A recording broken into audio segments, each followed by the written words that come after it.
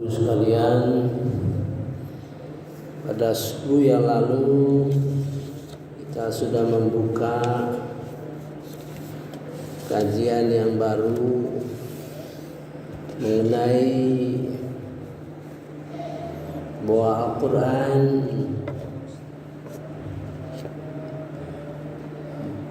ditulis, dibaca dengan bahasa Arab. Ada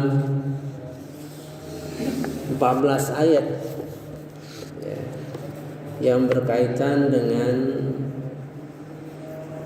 bahasa Arab. Bukan 15. Saya salah itu. Ada 14 ayat yang merupakan pesan penting bagi kita untuk memperhatikan. Sampai 14 ayat itu biasanya bahwa pesan itu sangat penting sekali ya. Kalau saya dengar ya, orang yang masuk Islam itu pertama karena keaslian kitab suci ya, oleh karena keaslian daripada Al-Quran. Bagaimana dia melihat bahwa Al-Quran itu asli ya? Satu, kitab Al-Quran itu ditulis ya, walaupun tidak ditulis seperti sekarang dalam buku ya. Itu sejak Nabi Muhammad, semasa Nabi Muhammad SAW masih hidup, sehingga membedakan kitab suci Al-Quran itu dengan kitab-kitab lain. Kalau kitab-kitab lain setelah sekian lama, apa itu kitab-kitab Injil, Taurat, kitab agama Buddha, agama Hindu, itu ditulis setelah wafatnya ya. Tapi Al-Quran ditulis dan didengar dan diperbaiki semasa hidup Rasulullah SAW. Kedua, bahwa kitab Al-Quran itu dari dulu sampai sekarang dalam kedudukan bahasa Arab ya. Aslinya bahasa Arab, berbeda dengan kitab-kitab lain gitu ya. Jadi kalau ada perselisihan antara kita sehubungan dengan terjemahan ya, apalagi yang terjemahan sudah berkali-kali, misalnya terjemahan pertama dalam bahasa Inggris, kemudian dalam bahasa Inggris diterjemahkan dalam bahasa Spanyol dan seterusnya, pasti itu mengandung banyak perselisihan. Kalau kita terjadi perselisihan di antara kita, rujuk kitab yang asli masih ada gitu ya. Jadi kalau kita memperhatikan bahasa Arab, berarti kita memperhatikan juga ya, kelanjutan, keberlangsungan bahasa Arab ya gitu. Ketiga, bahasa kitab suci yang dianggap benar adalah kitab suci di mana bahasanya itu masih hidup, masih bergunakan dalam kehidupan sehari-hari dan semakin berkembang. Bukan bahasa yang menuju kematian ya. Kalau bahasa menuju kematian itu bahasa semakin sedikit orang yang mempelajarinya atau menguasainya ya, semakin sulit karena tidak semua orang bisa mengerti. Nah, gitu. Jadi 4 poin itu adalah saya dengar bagaimana orang-orang yang dulunya di luar Islam melihat dan memilih agama di mana kitab sucinya seperti itu. Paling tidak ada 4, ya. Satu, kitab suci ditulis semasa masih hidupnya Nabi, ya, gitu. Sehingga koreksi dan sebagainya di dalam pengawasan Rasulullah SAW. Kedua, dalam bahasa yang masih hidup, yang bergerak terus, bukan bahasa yang menuju kematian, gitu ya. Dan masih ada kitab aslinya, gitu ya. Sehingga dalam bahasa apapun diterjemahkan, kalau terjadi pelesian di antara mereka, kita rujuk kembali kepada bahasa aslinya. Nah, ya. Di dalam Al-Quran ada 14. Kemarin saya sudah perhatikan bahwa ayat-ayat yang berada di sekitar ayat yang mengatakan bahasa Arab itu semuanya penting. Nah, mari kita bongkar satu persatu. Pertama, dalam surah Thaha. Dalam surah Thaha, A'udzubillahi minasyaitonirrajim. Bismillahirrahmanirrahim. Ayat 113.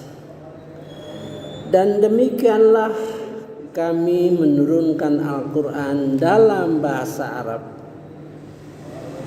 dan kami telah menjelaskan berulang-ulang di dalamnya sebagian dari ancaman agar mereka bertakwa, atau Al-Quran itu sendiri yang memberi pengajaran bagi mereka.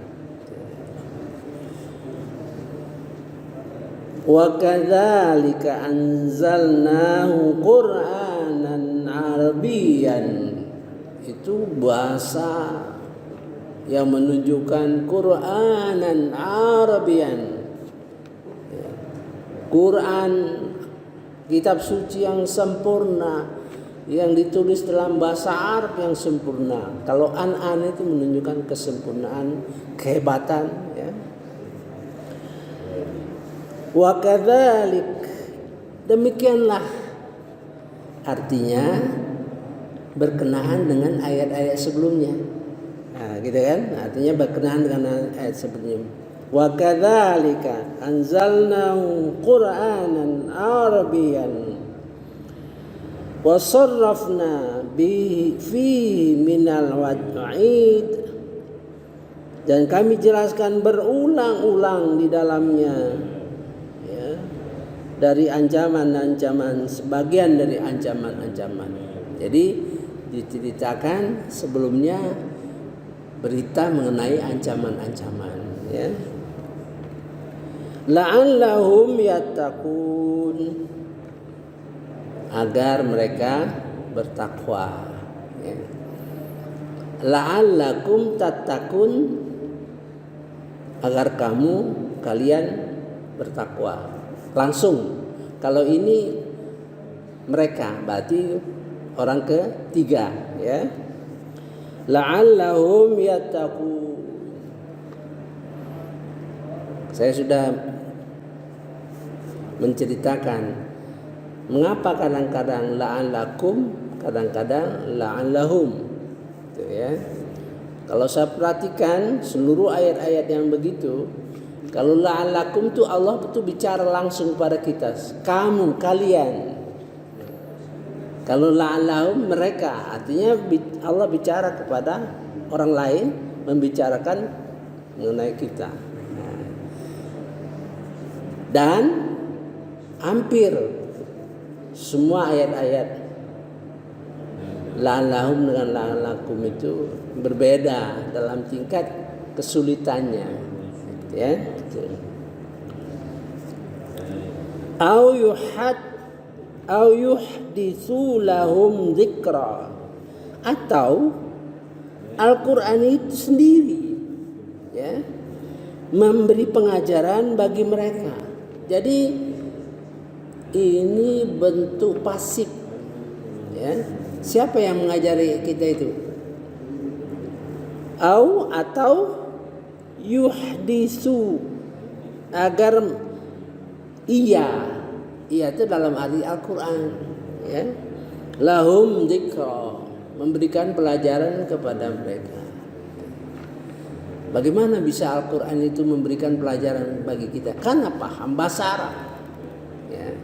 Dengan bahasa Arab kita meneliti satu-satu kata-kata itu hidup, jadi ya. Gitu. Apa yang diantarkan ayat sesudahnya? Ini ayat kualitas yang tinggi. Fata'alallahul malikul haqqa, maka maha tinggi Allah, Raja yang sebenar-benarnya.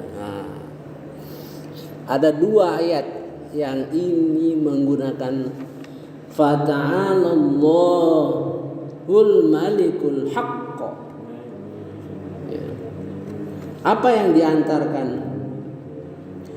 Wala ta'jal bil Qur'an. Janganlah tergesa-gesa membaca Al-Qur'an, gitu. Wala ta'jal bil Qur'an min qabli an yuqda ilaika wahyu yang sebelumnya diselesaikan, diwahyukan kepadamu. Waktu wahyu datang, Nabi Muhammad itu tergesa-gesa bacanya itu, supaya jangan kelewat, ya. Ini kemudian diperintah kepada Nabi Muhammad SAW, wa qur rabbi zidni ilma. Katakanlah, Tuhanku, tambahkan ilmu padaku. Nah, inilah doa-doa yang selalu saya pesankan, ya. Jangan sampai ilmu itu menjadikan kita syirik, ya. Ilmu itu hanya datang dari Allah Subhanahu wa taala kepada kita, ya. Bukan yang lain. Kalaupun yang nyampaikan itu ustadz atau kiai, itu sebagai perantara untuk ilmu itu sampai kepada kita, ya. Maka kita sering-sering baca Rabbi zidni ilma, ya Allah, mudah-mudahan tambah aku ilmu, gitu, ya. Atau diberikan oleh Rasulullah, ditambah lagi, Rabbi zidni ilma warzuqni fahma, ya. Tuhanku, tambahkan aku ilmu dan tambahkan kepahaman padaku, ya. Kenapa? Kesyirikan bisa terjadi. Kita mengharapkan ilmu dari seorang ustadz, seorang kiai, gitu, ya. Padahal ilmu itu datangnya dari Allah Subhanahu wa taala. Kalau Allah menghendaki suatu ilmu datang kepada kita, maka segala sesuatu mudah.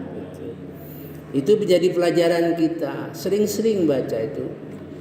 Nafikan siapa yang bicara sama kita. Nafikan siapa yang memberi kita ilmu, ya. Pandanglah itu sebagai perantara. Hanya Allah yang mendatangkan ilmu pada kita, ya. Sebagai contoh, ya. Sebagai contoh, mengapa ilmu itu datang dari Allah Subhanahu wa taala? Dua orang yang duduk dalam satu majlis, ada satu orang yang mendengar dengan tekun, ya, sehingga ilmu itu bertambah kepada dirinya, gitu. Ada lagi yang sama duduk tapi pikirannya ke lain-lain, kegiatan lain, pikirannya itu. Jadi ilmu itu nggak sampai pada dia gitu, walaupun dia duduk di dalam majelis yang sama. Ya. Jadi ayat ini mengantarkan satu, Al-Quran jangan dibaca tergesa-gesa, gitu ya, itu kepada Rasulullah. Berdoa minta ilmu kepada Allah Subhanahu wa taala untuk menghindari kesyirikan, ya. Saya kira itu pesan yang setelahnya nanti kita baca, insya Allah kita lanjutkan dengan pesan sebelumnya. Jadi pesan sesudahnya adalah supaya Al-Quran itu bicara pada kita, memberikan ilmu kepada kita. Al-Quran itu sendiri. Jadi ayat-ayat Al-Quran itu kalau kita paham bahasa Arabnya, paham makna kata-katanya, akan memberikan ilmu kepada kita. Ya, bergerak dia, ya, ke dalam hati kita sehingga terasa bahwa Al-Quran itu memberi pengetahuan pada kita. Ya. Kedua, mengantarkan supaya jangan tergesa-gesa. Ketiga, mengantarkan kita doa selalu, ya. Rabbi zidni ilma warzuqni fahma. Subhanakallahumma wa bihamdika asyhadu an la ilaha illa anta astaghfiruka wa atubu ilaik. Wallahu alam. Wassalamualaikum warahmatullahi wabarakatuh.